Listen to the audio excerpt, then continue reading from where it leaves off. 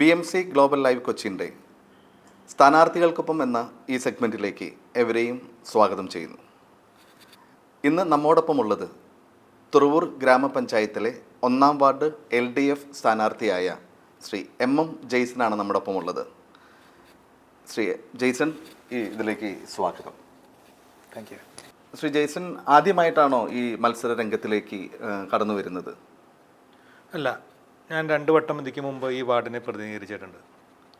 2005-2010 കാലഘട്ടത്തിൽ ഈ വാർഡിൽ നിന്നെ പ്രതികരിച്ചു പഞ്ചായത്ത് മെമ്പറായിരുന്നു. 2015-2020 കാലഘട്ടത്തിൽ ആരോഗ്യ വിദ്യാഭ്യാസ സ്റ്റാൻഡിംഗ് കമ്മിറ്റി ചെയർമാനായി പ്രവർത്തിച്ചിട്ടുണ്ട്.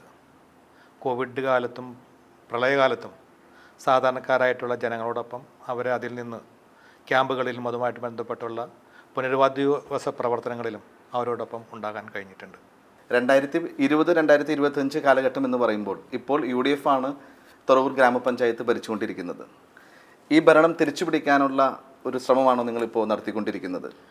ഭരണം തിരിച്ചുപിടിക്കുക എന്നതിനേക്കാൾ അപ്പുറം ഈ കഴിഞ്ഞ 5 വർഷക്കാലത്തെ നിലവിലുള്ള പഞ്ചായത്ത് ഭരണസമിതിയുടെ കഴിവില്ലായ്മ എന്നതേ വേണ്ടി ചൂണ്ടിക്കാണിക്കാൻ കഴിയുള്ളൂ. എന്ന് വെച്ചാൽ നമ്മുടെ പഞ്ചായത്തിൽ സാധാരണക്കാർക്ക് ലഭിക്കേണ്ടതായിട്ടുള്ള ഏകദേശം 7,14 ലക്ഷം രൂപ പഞ്ചായത്ത് കഴിഞ്ഞ 5 വർഷം കൊണ്ട് ലാപ്സാക്കിയിരിക്കുകയാണ്. 5 വർഷം കൊണ്ട് ലാപ്സാക്കി 7,14 ലക്ഷം രൂപ ലാപ്സാക്കി എന്ന് പറയുമ്പോൾ ഇത് കേവലം രാഷ്ട്രീയ ആരോപണം മാത്രമല്ല. ഇത് ആർക്കും പഞ്ചായത്തിൽ സെക്രട്ടറിക്ക് വിവരാവകാശ പ്രകാരം അപേക്ഷ കൊടുത്താൽ ഇത് ലഭ്യമാകുന്നതാണ്. അങ്ങനെ ലഭ്യമാകുന്നതിൻ്റെ അടിസ്ഥാനത്തിലാണ് 7,14 ലക്ഷം രൂപ തുറവൂർ പോലുള്ളൊരു പഞ്ചായത്തിൽ നഷ്ടപ്പെട്ടു അല്ലെങ്കിൽ ലാപ്സായി എന്ന് പറഞ്ഞാൽ അത് സാധാരണക്കാരായിട്ടുള്ള ജനങ്ങൾക്ക് അത് അവർക്ക് ആവശ്യമായിട്ടുള്ള നിത്യനിദാന ആവശ്യങ്ങൾക്ക്, കാർഷികമായിട്ടുള്ള വികസന പ്രവർത്തനങ്ങൾക്ക്, പശ്ചാത്തല മേഖലയിലുള്ള പ്രവർത്തനങ്ങൾക്ക് ഒട്ടേറെ റോഡുകൾ മോശമായി കെടുക്കുന്ന ഘട്ടത്തിലാണ് ഇതുപോലുള്ളൊരു അനാസ്ഥ ഈ നിലവിലുള്ള പഞ്ചായത്ത് ഭരണസമിതിയുടെ ഭാഗത്ത് ഉണ്ടായിട്ടുള്ളത്.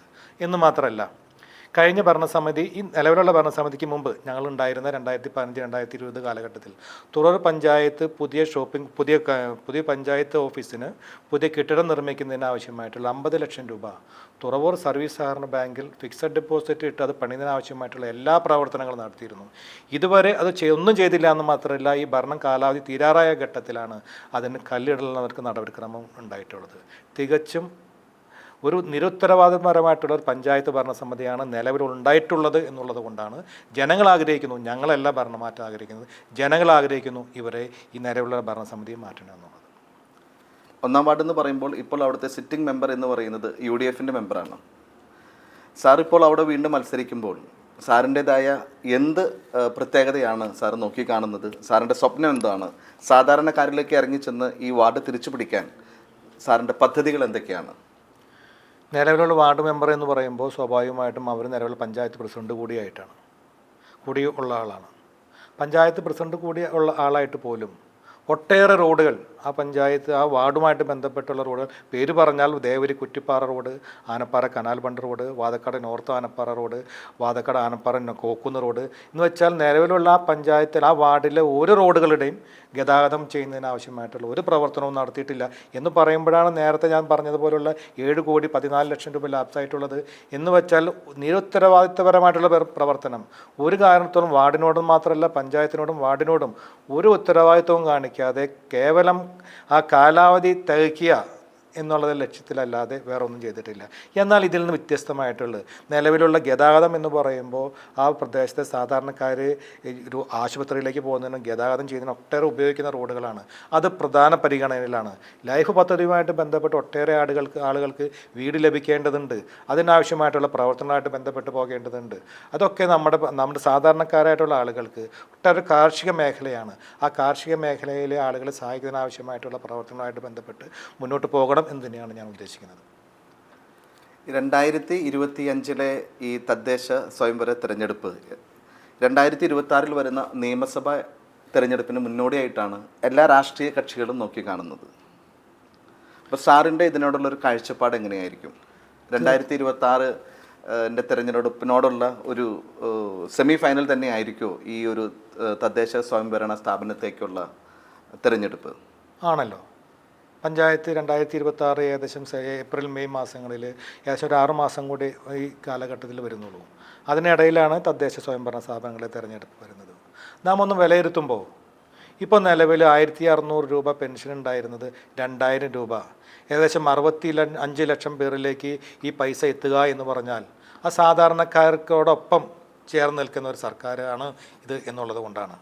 65 ലക്ഷം പേർക്ക് 1600-ൽ നിന്ന് 2000-ആയി ഉയർത്തുന്നു എന്ന് വെച്ചാൽ 45 രൂപ തുടങ്ങിയ ആ ക്ഷേമ പെൻഷൻ ഇപ്പോൾ 2000 രൂപ ആക്കിയതിൽ അതിൽ 1 രൂപ പോലും, ഒരു 100 രൂപ വർധന വരുത്തി എന്നുള്ളതല്ലാതെ 1 രൂപ പോലും നിലവിലുള്ള UDF ഗവൺമെൻറ് വരുത്താനായിട്ട് തയ്യാറായിട്ടില്ല, കൊടുത്തിട്ടുമില്ല.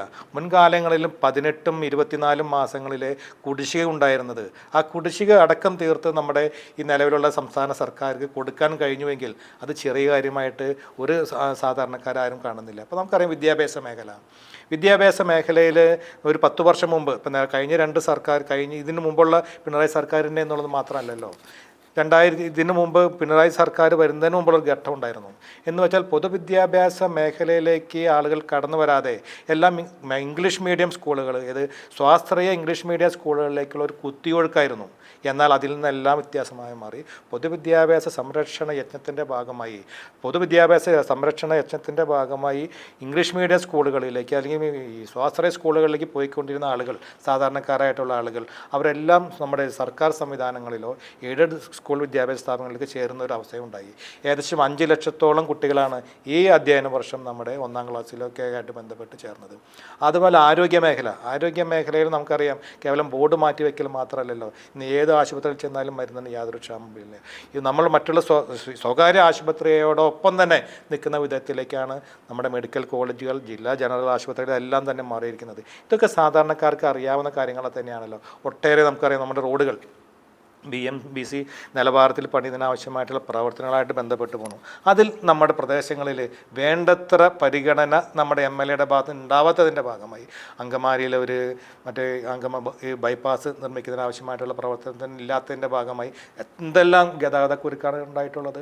അതുപോലെ കാലടി സമാന്തര പാലം നിർമ്മാണം ആരംഭിച്ചെങ്കിൽ പോലും ഈ കാലതാമസത്തിന് ഉത്തരവാദി നിലവിലുള്ള UDF എന്നാണ് എന്ന് എനിക്ക് പറയാൻ കഴിയുള്ളൂ. തീർച്ചയായിട്ടും ഇതെല്ലാം ജനങ്ങൾ കാണുന്നുണ്ടല്ലോ.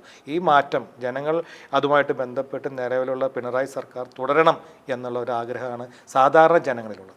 സാർ, ഞങ്ങൾ പല ആളുകളായിട്ട് ബന്ധപ്പെടുമ്പോഴും ഈ ഇലക്ഷനോടനുബന്ധിച്ച് വരുമ്പോൾ ഉണ്ടാകുന്ന ഈ ഒരു വർധനവ് ഇലക്ഷനെ മാത്രം മുന്നിൽ കണ്ടുകൊണ്ടാണ് എന്നാണ് പലരും, പ്രത്യേകിച്ച് UDFിലുള്ള ആളുകളൊക്കെ പറയുന്നത്.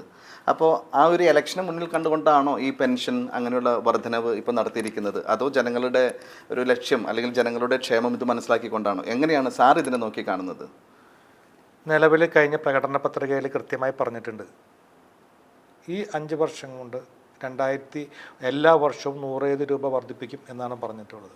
നമുക്കറിയാം, GSTയുടെ വിഹിതം കേന്ദ്ര ഗവൺമെൻറ് കൃത്യമായി തരാത്തതിൻ്റെ ഭാഗമായി ചില കുറവുകൾ ഉണ്ടായിട്ടുണ്ട്. അതിൻ്റെ കുടിശ്ശിക അടക്കം ഈ മാസം നിലവിലുള്ള കുടിശ്ശിക 1600 അടക്കം 2000 രൂപ, ഈ മാസത്തെ 2000 രൂപ ഉൾപ്പെടെ 3600 രൂപയാണ് ഓരോ വീടുകളിലേക്കും എത്തുന്നത്. ഇതൊക്കെ നാം പരിശോധിക്കുമ്പോൾ കേവലം രാഷ്ട്രീയം മാത്രമല്ലല്ലോ. മുൻകാലങ്ങളിൽ പറഞ്ഞിട്ടുള്ളതുപോലെ ഏതെങ്കിലും കാര്യങ്ങൾ, കഴിഞ്ഞ പ്രകടന പത്രികയിൽ പറഞ്ഞിട്ടുള്ള 900 കാര്യങ്ങൾ പറഞ്ഞിട്ടെങ്കിൽ 890 പ്രകടന പത്രികയിൽ പറഞ്ഞിട്ടുള്ള കാര്യങ്ങൾ നടപ്പിലാക്കി, 10% നടപ്പിലാക്കിക്കൊണ്ടിരിക്കുന്നു. അപ്പോൾ നിലവിൽ പറയുന്നത് നടപ്പിലാക്കുന്ന ഒരു സർക്കാർ, നടപ്പിലാക്കാൻ പറ്റുന്നത് പറയൂ എന്നുള്ളൊരു സർക്കാർ. അതിനെ ജനങ്ങൾക്കറിയാം, പറയുന്നത് നടപ്പിലാക്കാൻ പറ്റുന്നതേ പറയൂ. ആ ഒരു വിശ്വാസം ജനങ്ങൾക്കുമുണ്ട്, സർക്കാരിനുമുണ്ട്. കഴിഞ്ഞ 5 വർഷക്കാലം UDFിൻ്റെ ഭരണ കാലഘട്ടങ്ങളിൽ തുറവൂറിന് വേണ്ടതായ കാര്യങ്ങളൊന്നും സാറ് അവർ കൃത്യമായി ചെയ്തിട്ടില്ല എന്ന് സാറ് പരാമർശിക്കുകയുണ്ടായി. അങ്ങനെ വീണ്ടും ഇടതുപക്ഷ ജനാധിപത്യ മുന്നണിക്കാണ് വീണ്ടും തുറവൂർ പഞ്ചായത്ത് തിരിച്ചു പിടിക്കുകയാണെങ്കിൽ തുടക്കത്തിൽ തന്നെ സാധാരണക്കാർക്ക് ചെയ്യാൻ പറ്റാവുന്ന, അല്ലെങ്കിൽ തുറവൂർ പഞ്ചായത്തിന് പൂർണ്ണമായും ഒരു സമഗ്ര വികസനം എന്ന് പറയുന്നത് സാറിൻ്റെ സ്വപ്നം എന്താണ്? ഇപ്പോൾ നിലവിൽ ജൽജീവൻ പദ്ധതിയുമായിട്ട് ബന്ധപ്പെട്ട് അവിടെ ഒട്ടേറെ വീടുകളിൽ പൈപ്പുകൾ ഇട്ട് പോയിട്ടുണ്ട് എന്നതൊഴിച്ചാൽ അത് വെള്ളത്തിനാവശ്യമായിട്ടുള്ള കുളം നിർമ്മിക്കുകയോ അതല്ലെങ്കിൽ ടാങ്ക് പണിയുകയോ അത്തരം വർക്കുകളൊന്നും ചെയ്യാതെ കേവലം ഈ പൈപ്പ് ഇട്ട് വീടുകളിലേക്കും റോഡുകൾ കുത്തിപ്പൊളിച്ച് പൈപ്പ് ഇട്ട് പോയിരുന്നത് ഒഴിച്ചാൽ വേറെ അതുമായിട്ട് ബന്ധപ്പെട്ട് ഒരു കാര്യങ്ങളും ചെയ്തിട്ടില്ല. അതുമായിട്ട് ബന്ധപ്പെട്ടുള്ള പ്രവർത്തനങ്ങൾക്ക് പ്രത്യേക പരിഗണന കൊടുക്കണം. ഇപ്പോൾ സ്ത്രീ സുരക്ഷയുമായിട്ട് ബന്ധപ്പെട്ട് സംസ്ഥാന സർക്കാരിൻ്റെ പ്രവർത്തനങ്ങളുണ്ട്. എന്ന് വെച്ചാൽ മഞ്ഞ പിങ്ക് കാർഡുകളിലുള്ള 35-നും 60 വയസ്സിനിടയിലുള്ള ആളുകൾക്ക് പെൻഷൻ 1000 രൂപ പെൻഷൻ കൊടുക്കുന്ന ഒരു സ്കീമുണ്ട്. അത് നമ്മുടെ പ്രദേശങ്ങളിൽ നമ്മുടെ പഞ്ചായത്തിൽ വളരെ കാര്യക്ഷമമായി മുന്നോട്ട് കൊണ്ടുപോകണം. അതുപോലെ വിദ്യാർത്ഥികൾക്ക് സ്കോളർഷിപ്പ് അതുമായിട്ട് ബന്ധപ്പെട്ടുള്ള പ്രവർത്തനങ്ങളുമായിട്ട് ബന്ധപ്പെട്ട് മുന്നോട്ട് പോകണം. അതുപോലെ നമ്മുടെ റോഡുകൾ സഞ്ചാരയോഗ്യമാക്കുന്നതിന് ആവശ്യമായിട്ടുള്ള പ്രവർത്തനങ്ങൾ കേവലം വാർഡിൽ മാത്രമല്ല, നമ്മുടെ പഞ്ചായത്തിലെ റോഡുകൾ എത്രയും പെട്ടെന്ന് പൂർത്തീകരിക്കുന്നതിന് ആവശ്യമായിട്ടുള്ള പ്രവർത്തനങ്ങളായിട്ട് ബന്ധപ്പെട്ട് മുന്നോട്ട് പോകണം അതോടൊപ്പം തന്നെ നമ്മുടെ സംസ്ഥാന സർക്കാരിന് ലഭിക്കുന്ന ഫണ്ടുകൾ ഉൾപ്പെടെ തന്നെ നമ്മുടെ തനത് ഫണ്ട് പഞ്ചായത്തിന് ലഭിക്കുന്ന തനത് ഫണ്ടുകൾ ഉൾപ്പെടെ കൂട്ടിച്ചേർത്തുകൊണ്ട് ഒട്ടേറെ വികസന പ്രവർത്തനങ്ങൾ നമ്മുടെ പ്രദേശങ്ങളിൽ നടക്കേണ്ടതായിട്ടുണ്ട്. അപ്പോൾ അതുപോലെ തന്നെ ഓപ്പൺ ജിം പോലുള്ള സംവിധാനങ്ങൾ ഇതൊക്കെ നടപ്പിലാക്കിക്കൊണ്ട് അതുപോലെ കോമൺ ആയിട്ടും നമ്മുടെ ഈ പൊതു ഇടങ്ങൾ സൃഷ്ടിക്കുകയും അവിടെ എല്ലാവർക്കും ഒത്തുകൂടുകയും ചെയ്യുന്നതിന് ആവശ്യമായിട്ടുള്ള പ്രവർത്തനങ്ങൾ, കഞ്ചാവ് മയക്കുമരുന്നുമായിട്ട് ബന്ധപ്പെട്ടുള്ള ഒട്ടേറെ ദൂഷ്യങ്ങൾ നമ്മുടെ പ്രദേശങ്ങളിൽ വരുന്നുണ്ട്. അതിനൊക്കെ ആവശ്യമായിട്ടുള്ള മുൻകരുതലുകൾ എടുക്കുന്നതിന് ആവശ്യമായിട്ടുള്ള പ്രവർത്തനങ്ങൾ, ഇത്തരത്തിലുള്ള പ്രവർത്തനങ്ങളാണ് പ്രത്യേക മുൻഗണന എന്നുള്ള നിലയിൽ. അതുപോലെ കാർഷിക മേഖല നമുക്കറിയാം, ഒട്ടേറെ പ്രദേശങ്ങളിൽ കാർഷിക മേഖലയിൽ നിന്ന് ഒരു വന്യമൃഗങ്ങളുടെ ശല്യങ്ങളുണ്ട്. അതുപോലെ തന്നെ ഈ നമ്മുടെ നാട്ടിൽ കൃഷിക്ക് ആൾ കിട്ടാത്തതിൻ്റെ ഒരു ബുദ്ധിമുട്ടുകൾ പ്രശ്നങ്ങളുണ്ട്. അതൊക്കെ നമുക്ക് പരിഹരിക്കുന്നതിന് ആവശ്യമായിട്ടുള്ള പ്രവർത്തനങ്ങളുമായിട്ട് ബന്ധപ്പെട്ട് മുന്നോട്ട് പോകും.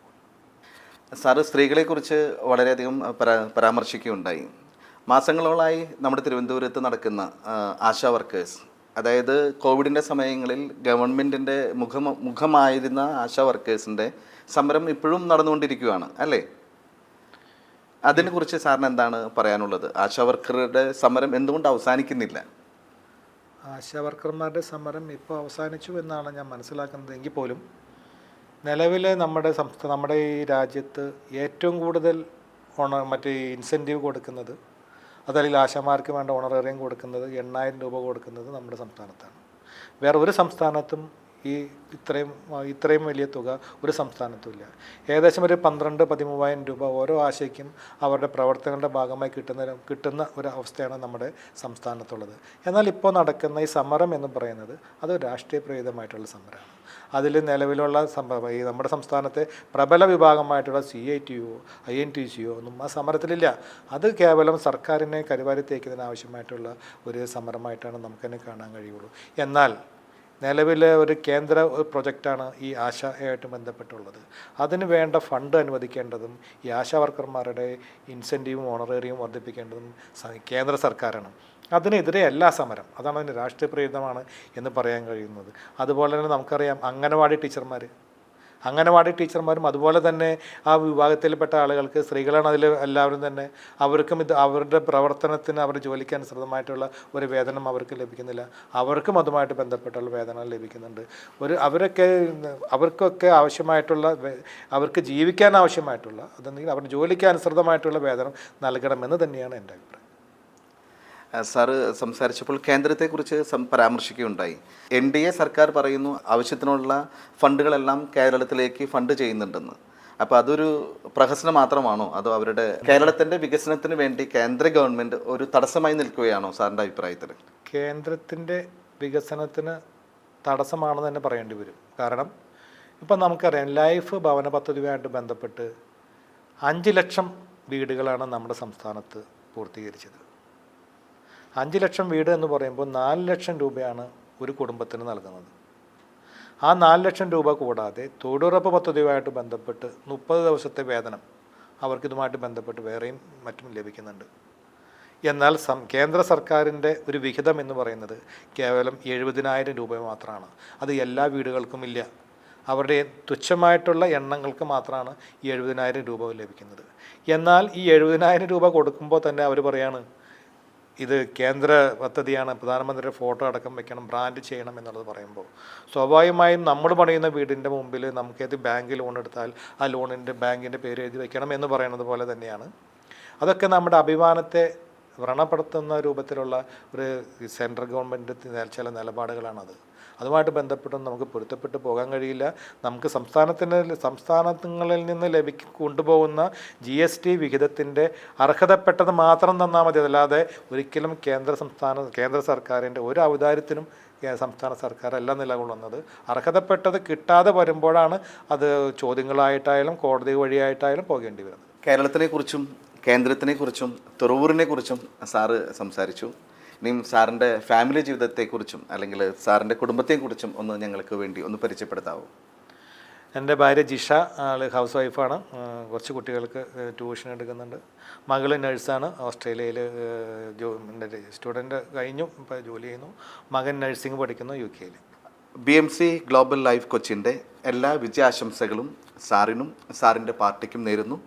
ഇലക്ഷനോട് തൊട്ട് മുമ്പിലായിരിക്കുമ്പോൾ തന്നെ വളരെ തിരക്ക് പിടിച്ച സമയത്തിനുള്ളിൽ നമ്മളോടൊപ്പം സമയം ചെലവ് ചെയ്ത സാറിന് ഒരിക്കൽ കൂടി BMC ഗ്ലോബൽ ലൈഫ് കൊച്ചിൻ്റെ നന്ദി, നമസ്കാരം. നന്ദിയുണ്ട്. തീർച്ചയായിട്ടും 1-ാം വാർഡിൽ ഞാൻ മത്സരിക്കുന്നു. എൻ്റെ MM ജെയ്സൺ 1-ാം വാർഡിൽ മത്സരിക്കുന്നു. അരിവാൾ ചുറ്റിക നക്ഷത്രം അടയാളത്തിലാണ് ഞാൻ മത്സരിക്കുന്നത്. അതോടൊപ്പം തന്നെ ബ്ലോക്ക് പഞ്ചായത്തിലേക്ക് ജീമോൻ കുര്യൻ അരിവാൾ ചുറ്റിക നക്ഷത്രം അടയാളത്തിൽ മത്സരിക്കുന്നു. ജില്ലാ പഞ്ചായത്തിലേക്ക് മത്സരിക്കുന്നത് മാത്യൂസ് കോലഞ്ചേരിയാണ്, കായ്ഫലമുള്ള തെങ്ങ് അടയാളത്തിൽ മത്സരിക്കുന്നു. എന്നോടൊപ്പം മത്സരിക്കുന്ന ബ്ലോക്ക് പഞ്ചായത്ത് മെമ്പറേയും അതുപോലെ ജില്ലാ പഞ്ചായത്ത് മെമ്പറേയും വിജയിപ്പിക്കുന്നതിനാവശ്യമായിട്ടുള്ള പ്രവർത്തനങ്ങളിൽ എല്ലാവരും ഉണ്ടാകണമെന്ന് മാത്രം അഭ്യർത്ഥിക്കുന്നു. എല്ലാവർക്കും നന്ദി, നമസ്കാരം.